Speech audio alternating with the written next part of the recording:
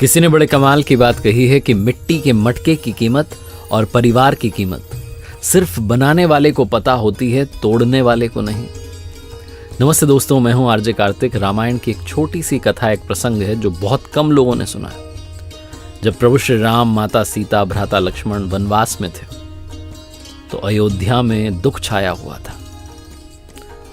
और एक देर रात्रि को जब माता कौशल्या अपने महल के कक्ष में विश्राम कर रही थी तो उन्हें आवाज सुनाई दी कि कोई ऊपर जो है उनके कक्ष के ऊपर महल की छत पर टहल रहा है।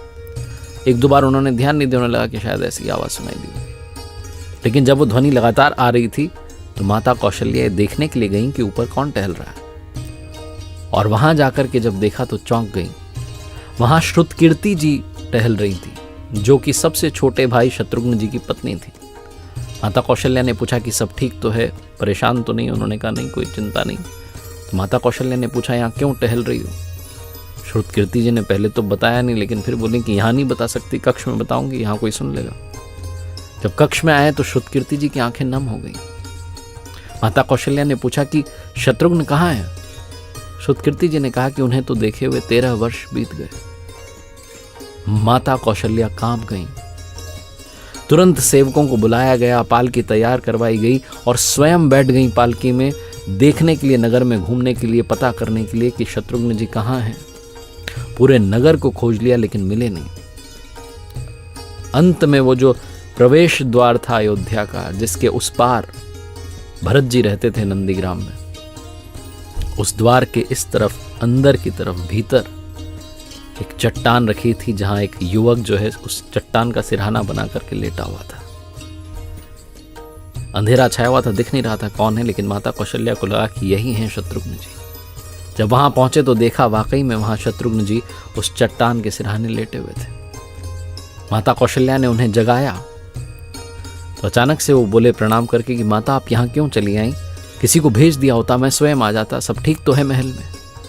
माता कौशल्या ने कहा सब ठीक है, लेकिन तुम यहाँ क्या कर रहे हो? शत्रुघ्न जी चरणों में प्रणाम करके आंखें नम करके बोले कि मेरे पिताजी स्वर्ग सिधार गए, बड़े भैया वनवास में हैं, भाभी यानी कि मेरी माता वनवास में है, भ्राता लक्ष्मण वनवास में, और यहाँ तक कि भ्राता भरत भी सब कुछ त्याग करके कुटिया बना करके नंदीग्राम में है। क्या विधाता ने सारा सुख, सारा वैभव, सारा धन, ये संपत्ति, ये साम्राज्य, ये समृद्धि सब मेरे लिए छोड़ी है? क्या ये महल सिर्फ मुझे जो है यहाँ रहने के लिए भेजा गया है? इस महल में क्या ये महल सिर्फ मेरा है? जब मेरे परिवार के सदस्य सब त्याग करके वन में हैं तो मैं ये सुख कैसे भोग सकता हूँ? मुझे महल में एक क्षण भी नींद नहीं आती, वहां रुका नहीं जाता। माता मैं तो प्रति रात्रि, हर रात्रि को यहाँ आ जाता हूँ। यहीं चट्टान के सिरहाने अपने प्रभु की भक्ति करते हुए मुझे थोड़ी सी नींद आ जाती है। मुझसे महल में रुका नहीं जाता, मुझे वो महल सुहाता नहीं है। मैं बार बार विधाता को कहता हूं कि मुझे वनवास क्यों नहीं मिल गया।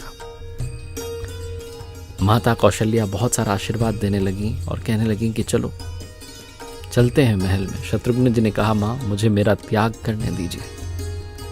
छोटी सी कथा है रामायण की, जो ये बताती है कि रामायण जो है ये भोग की गाथा नहीं है, ये त्याग की गाथा है। एक दूसरे से सबकी प्रतियोगिता चल रही है त्याग के मामले में। परिवार को अगर संभालना है, सहेजना है, साथ रहना है, तो कई बार त्याग करना पड़ता है अपनी इच्छाओं का, अपनी लालसाओं का। तभी परिवार को आगे आप ले जा सकते हैं। एक बार फिर से वही बात इस कहानी के अंत में कहूंगा जो अक्सर आपसे कहता हूं, ऊपर वाले के आशीर्वाद, अपनी मेहनत, अपनों के प्यार के साथ कर दिखाओ कुछ ऐसा कि दुनिया करना चाहे आपके जैसा।